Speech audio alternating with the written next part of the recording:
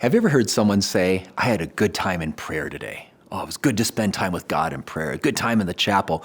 I think sometimes they mean, I felt close to God in prayer. I had some good feelings in prayer. I got some good insights in prayer. Now, when God blesses us and he gives us those consolations in prayer, that's a wonderful thing. We should thank the Lord for those moments. It's a great gift. But we shouldn't be dependent on that as the gauge of our prayer life. I think sometimes when we don't have those feelings in prayer, we think, oh, maybe I stink at prayer, or prayer isn't going well, or we might even begin to wonder, is prayer really worth it? I want you to know that in the Catholic tradition, more important than the feelings of prayer is faithfulness. Am I faithful to Jesus every day? Sometimes we can have a sporadic prayer life where I go on a retreat and I get all this prayer time and it was great, but now I'm busy or I don't really feel like praying, and it's very sporadic. More important than just having mountain peak moments of prayer, times when I feel really close to God and I get this encouragement and consolation, so much more important than that is faithfulness.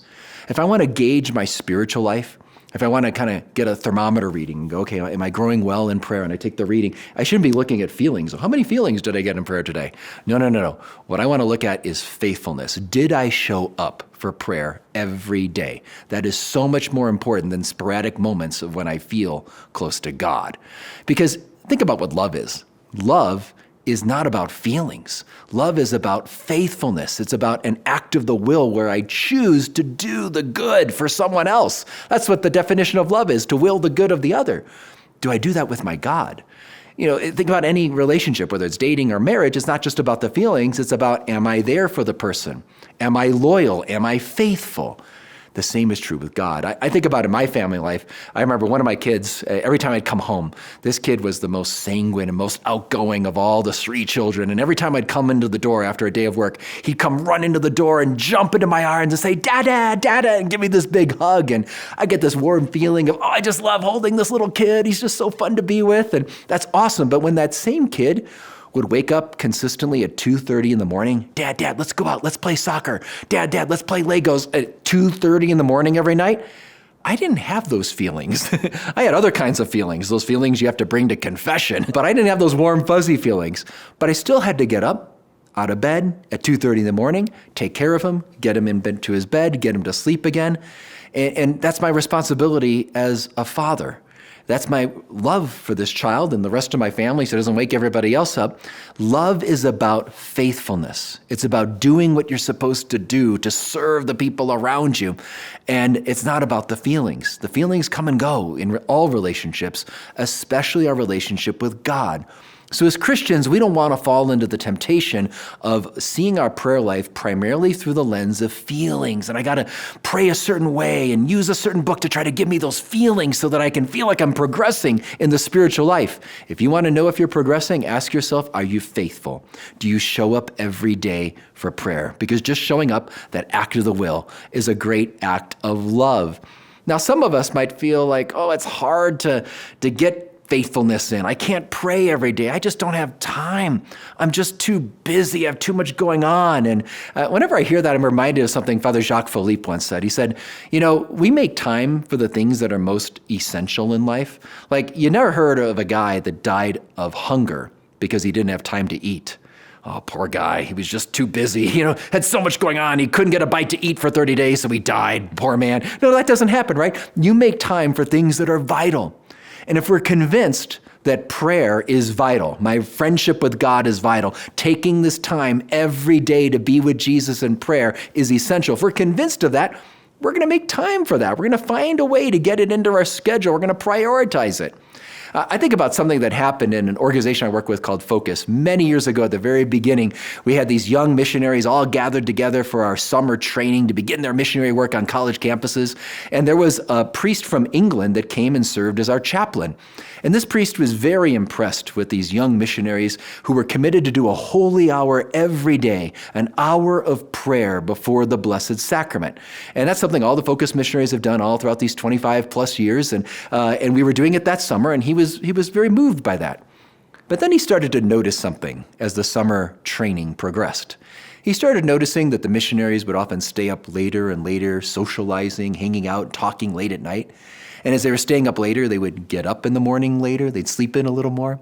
And then they would get to the cafeteria later to get their breakfast in. And then they would show up to the holy hour a little later.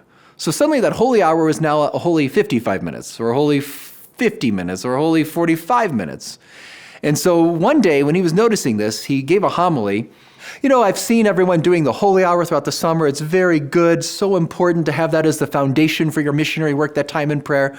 But I've noticed people trickling in later and later. They get to the cafeteria, and then they come here. And so one thing that I've seen this summer that's very clear to me is that Focus missionaries value breakfast. But what's not so clear to me is whether Focus missionaries value God. No, he said it with a smile, and he had a great relationship with them. And so they took it all really well. And you better believe the next morning they were all there on time for their holy hour.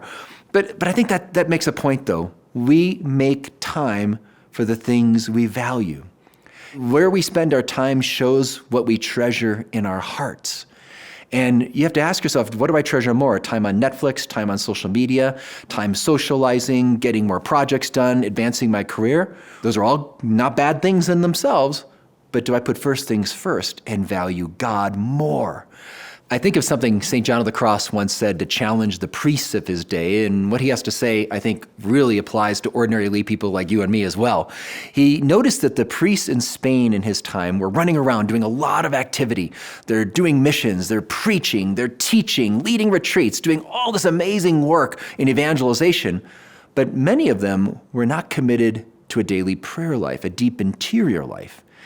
And he said that if they would just spend half of their time in all these activities, just spend half of it in prayer, not only would all of their works be so much more fruitful for the church and for evangelization, they would even avoid doing harm. And it's that last line I want to reflect on there, to avoid doing harm.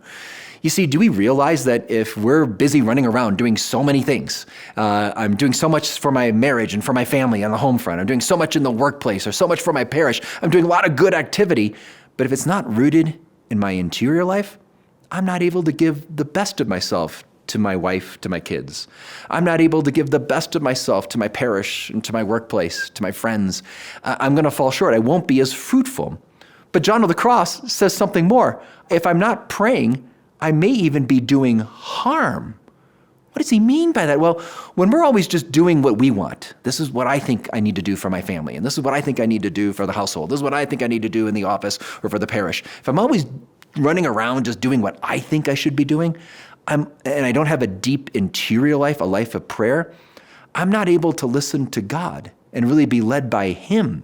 I'm not going to be really led by the Spirit in what I'm doing.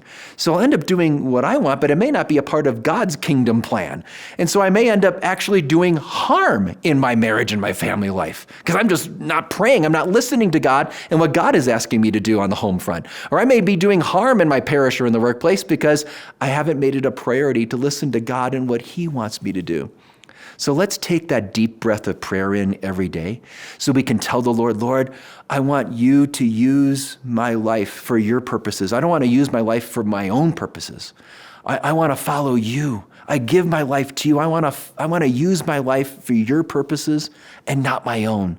Let's have a life that's truly guided by the Spirit so that we can be the best we can be for God and the people in our lives. And that can only happen if we're committed to daily prayer. If you'd like to learn more about how to develop the habit of prayer and learn more about Catholic spirituality, check out my study called When You Pray, A Clear Path to a Deeper Relationship with God.